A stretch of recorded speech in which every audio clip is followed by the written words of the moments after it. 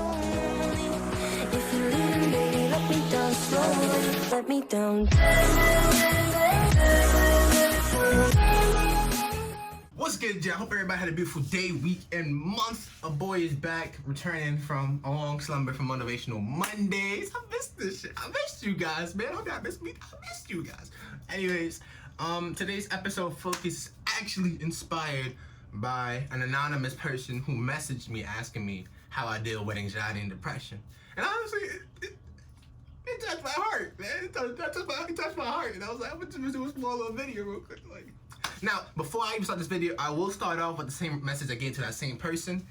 I would always recommend therapy before considering just the tips of any random person, which includes myself. You know, like, I'm not a licensed therapist.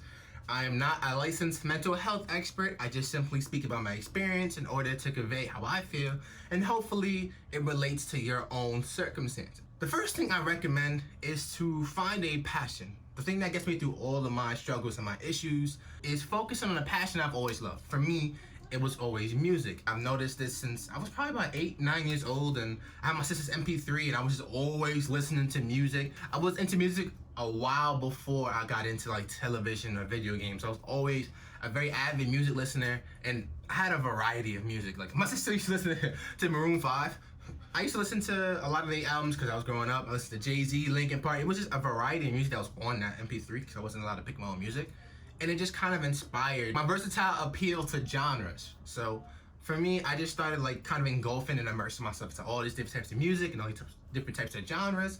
And eventually, I just became very infatuated with rap and hip hop, and, you know, fell in love with Kendrick Lamar, Section 80, and then Good Kid, Mad City. He's my favorite artist of all time. Then boom, this is where I'm at now.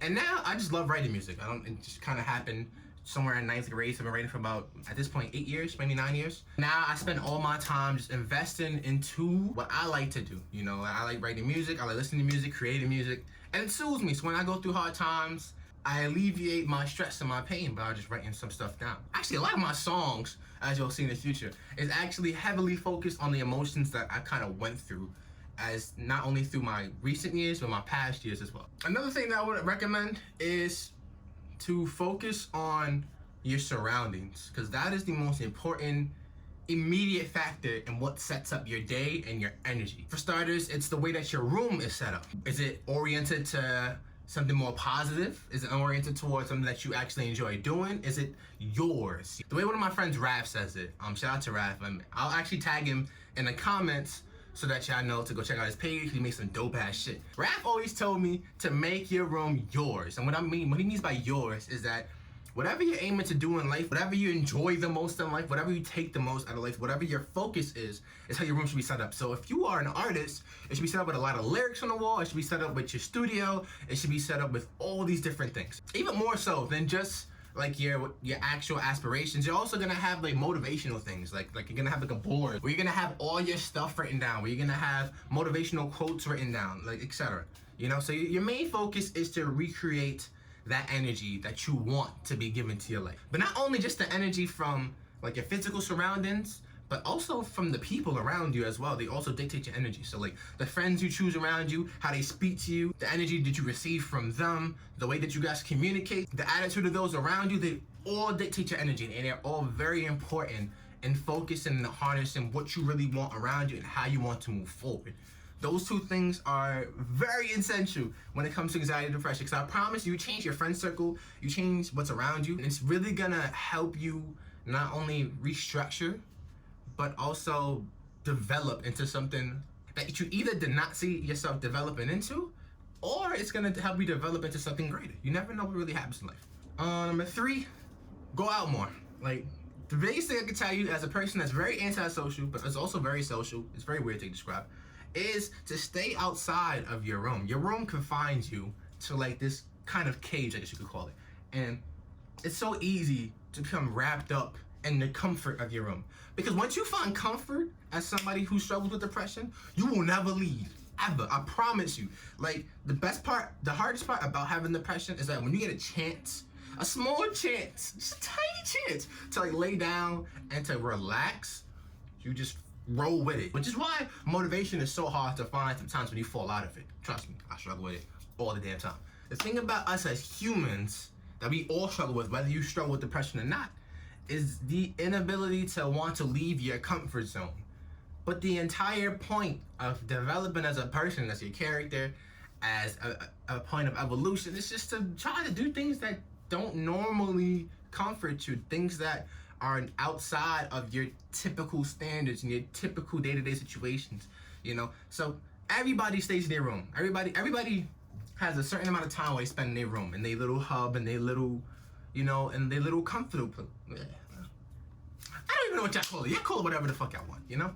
But y'all have y'all certain amount of time that y'all spend inside of like your little, let's call it your home, you know?